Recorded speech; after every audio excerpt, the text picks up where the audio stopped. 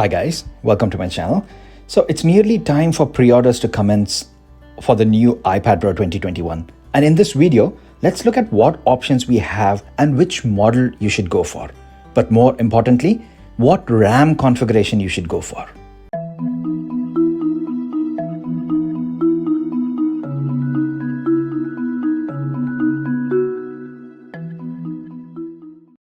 Just before proceeding guys, please do subscribe and support my channel so I can continue making these videos for you. So if you haven't already noticed this, then Apple for the first time is advertising the amount of RAM included in its iPad models. They never did this, and the only way to find out how much RAM was included in an iPad was to run Geekbench tests after having the device in hands. They even didn't tell MKBHD when he personally asked Apple.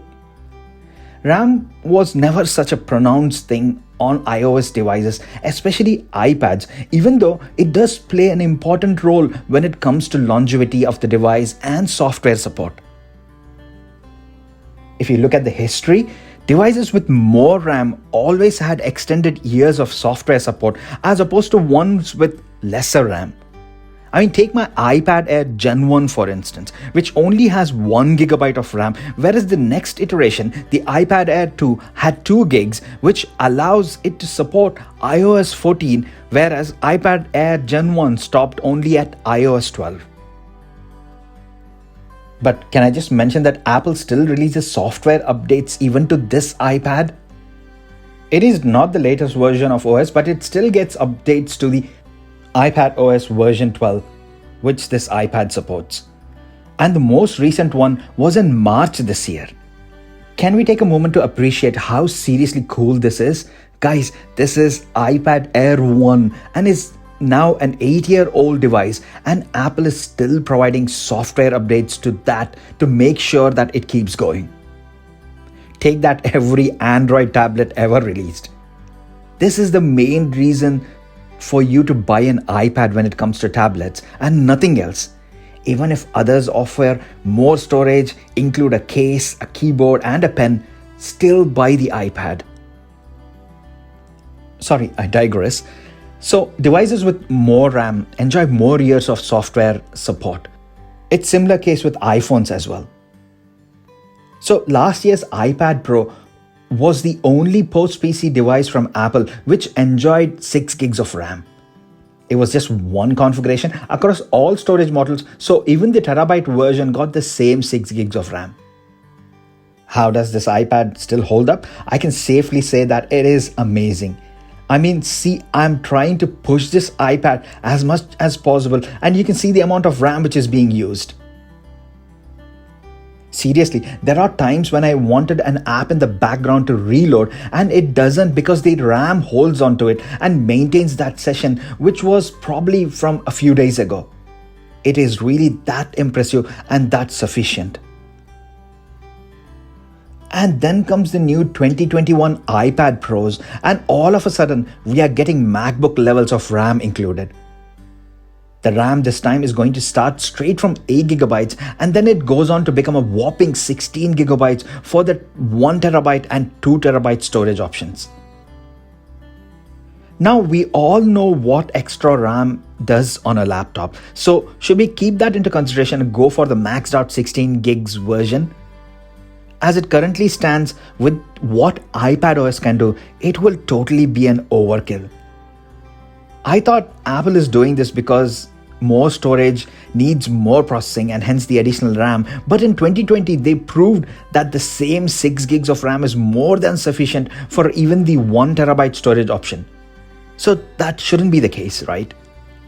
Then I thought it was mini LED technology which needs more processing power, but again, even the 11-inch model which doesn't have this mini LED display has got the same 16 gig RAM configurations.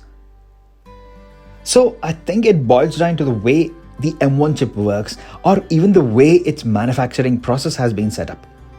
I think it would have been difficult to start a new fabrication process just to give the iPad Pro its own variation of M1 chip. Instead, they used what was already available and could be easily adopted. Now, this is just my thoughts, guys. There could be more technical reasons And some of the more cleverer brains of YouTube might give you a better answer. But coming to which M1 iPad Pro you need to buy, then if money is not an issue, then I would really try out that 16 gig version and see what extra it does. But for everyone else, guys, as it stands, even a slightly tweaked version of A14 chip would have been an overkill, as the iPad OS is not evolved enough to make use of all that raw power. It's like this: imagine the Koenigsegg hypercar's engine, taking that and putting that into a huge Land Rover. It's going to be a similar case. iPad OS is not evolved enough to need such kind of power. Now, don't get me wrong, it still is the best tablet OS on our planet, hands down, and is light years ahead of anything remotely close to it. But the 6 gig RAM which I have in 2020 version runs like a champ. Not once in my years long of usage, I felt the shortage of power or performance. And like I mentioned, apps which I wanted to reload did not, because of the sheer power it has. So the base model with 128 gigabytes of storage and 8 gigs of RAM would be totally perfect. Now, I read an article online suggesting that Apple might bring some of its Pro apps which are on its desktop OS to the iPad. Apps like Final Cut Pro and more. Now, that would be interesting to see how it will pan out. But I'm pretty sure they won't say something like, oh, Final Cut Pro is on iPad, but it'll only run on the 16 gig RAM version. That's not gonna happen. So the £749 base model is the one to go for. Now, coming to size, I'll be getting the bigger one to test it out in my channel. Guys, that's just me buying with my own cash. Apple doesn't send me review units yet. So please hit that subscribe button if you haven't done already and support me, as there is only so much I can do on my own. And your support will push me to review more products, and I honestly will keep doing that and give you real life usage cases of every device that I will review. Same as how I've been doing it until now. You can check my channel for proof. So please subscribe and support me, guys. So yes, come 30th, I will order that base 128GB model with 12.9-inch screen size. It'll be interesting to see what that XDR display is going to look like, and I'll compare it with all the other iPads which I have here. So guys, a few more interesting videos coming down your way, so please stay tuned. Now, a few more things to note before buying. Once again, the 11-inch version is going to get the M1 chip and the same RAM and storage configurations like the bigger 12.9-inch version, but it does not have the mini LED display, which Apple is calling XDR Liquid Retina display. Dimensions wise, it's exactly similar to the iPad Pro 2020, so any cases which fit the 2020 version will also work with the 2021 11-inch version. Now, same is not the case with the 12.9-inch model. The thickness has gone up along with the weight compared to last year's model, so any cases that will have slots and grooves might not work. So it's better to check the compatibility before buying a case. But magnetic cases like this one which I'm using here might be compatible. I will definitely try it out when I have the iPad in my hands. Also, even though it attaches magnetically, the old 12.9-inch Magic Keyboard is not compatible with the new version. You need to get the newer generation keyboard to make this work. People interested in cameras on the iPads, the back camera cluster remains the same with 12 million pixels wide and 10 million pixel ultra-wide lens with the same True Tone flash and LiDAR scanner. The front one, however, got better by bumping it from 7 million pixel shooter to a 12 million pixel wide lens with 122 degrees field of view. Your zoom calls are going to look amazing. They're also introducing a new feature called Center Stage, which keeps you in the center of the video call even if you move around, and if others are going to join, then the view is going to automatically adjust. Apple did put serious thought into this, considering how the world has been transformed to virtual meetings and get-togethers due to the COVID pandemic. So that's all there is to know, guys.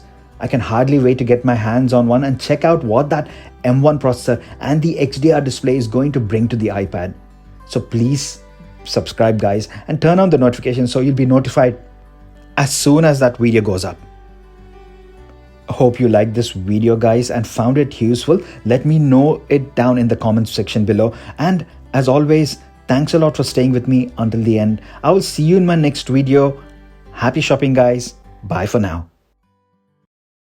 Just want to add, guys, my heart really bleeds seeing what's going on in India, my home country. Please stay home and stay safe. Wear masks and only go out for essentials. I know it's easy said than done, but please try your best, guys. And if a vaccine is available, please go and take it and do not even delay it a bit. Stay safe, guys. There is a link to a charity which helps the COVID cause in India. I've donated to that as well. And if you guys are interested, you can check it out. The link is in the description box below.